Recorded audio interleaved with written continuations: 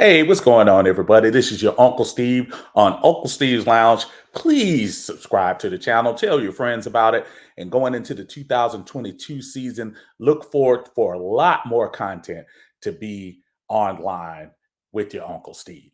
I want to talk today about the NFC South and why, because of the weakness of the NFC South this year, there could be an outside chance that our Atlanta Falcons could make some noise. Again, I didn't tell you to run to Vegas, but I said could make some noise in a very lukewarm NFC South.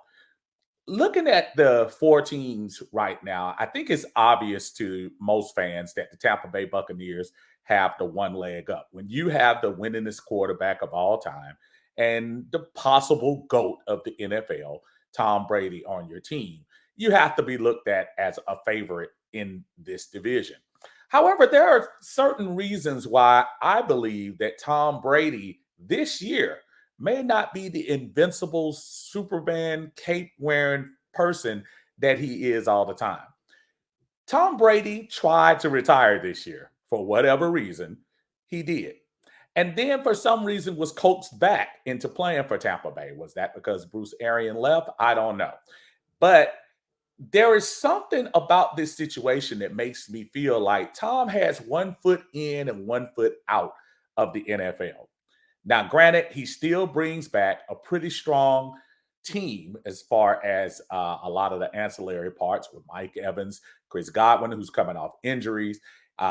Still pretty good. He just signed Kyle Rudolph the other day in place of the retiring Rob Gronkowski. Leonard Fournette just showed up in camp, a little overweight, but I'm here to think that Leonard will get it together by week one.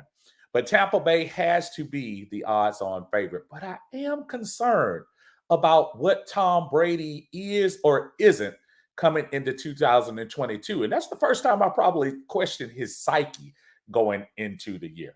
Tom Brady is no doubt the GOAT when it comes to quarterbacks in the NFL. But at 44, there could finally be some kryptonite down in Tampa Bay. As far as the other three teams are concerned, meaning the Atlanta Falcons, New Orleans Saints, and Carolina Panthers, I think it's going to be a battle to see who can kind of stay above the fray.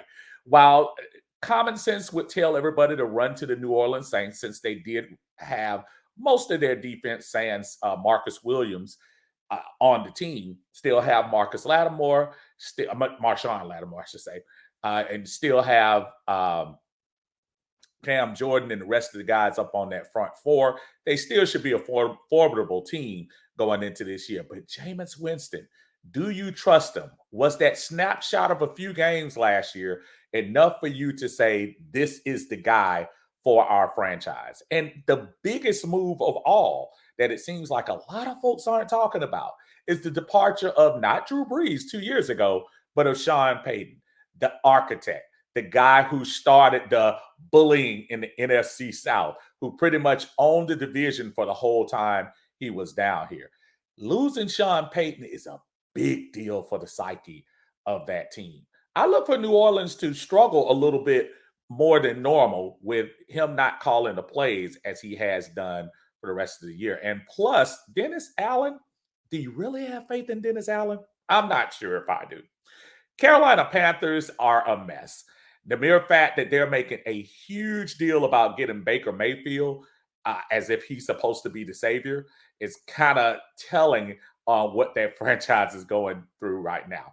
They have a quarterback competition going as well with Sam Darnold and Baker Mayfield. Now, they have some good young pieces as well on the Carolina Panthers, but I think they're in the same boat as the Saints and the Falcons. I think you just don't know because of the quarterback play. So until we see that play out, I'm not here ready to tell you Carolina's going to go winless or to tell you that Carolina can't sneak around and win 8 or 9 games. I think it's just that much in the air. Is that a roster that you can truly say you have faith in going forward?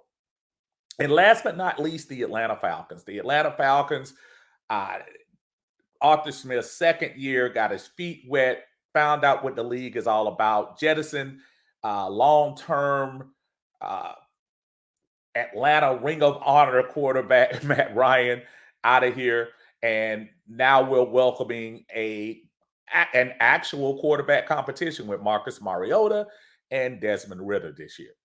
Now, a lot of Falcon fans are still a little questionable about whether we should have gotten Ridder, our longtime vet.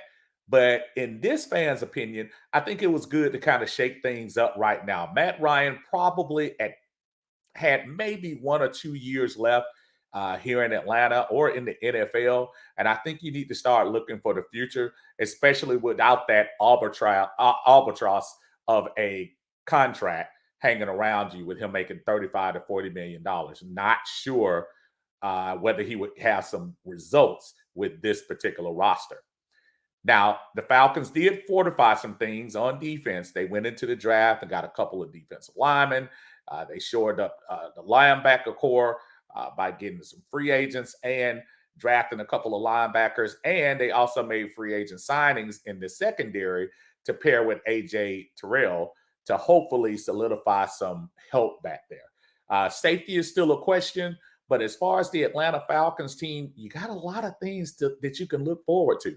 Does Kyle Pitts improve on an excellent rookie season this year? Does Drake London, drafted number 8 coming out of the draft this year, how does he do in his first season? There are a lot of questions that could go one way or the other, but I don't think they're too different from the questions that Carolina Panthers or the New Orleans Saints are answering this year. So as far as I'm concerned, this is going to be an interesting division this year. Yes, it's going to be common sense that you would say Tampa Bay would be the favorite coming off the top. But don't be surprised if Tom Brady actually shows his age and the struggles and the triumphs between the other three teams as they're trying to figure out who is their quarterback going forward starts to kind of rise up and gives an opportunity for optimism for either of those teams. I think it's going to be a pretty interesting race going into 2022. With training camp starting up today, let's see how it all turns out. This is your Uncle Steve here talking to you again, reminding you, subscribe to the channel, and don't forget to tell your friends what we got going on here on YouTube. Until then, you guys have a good one, okay?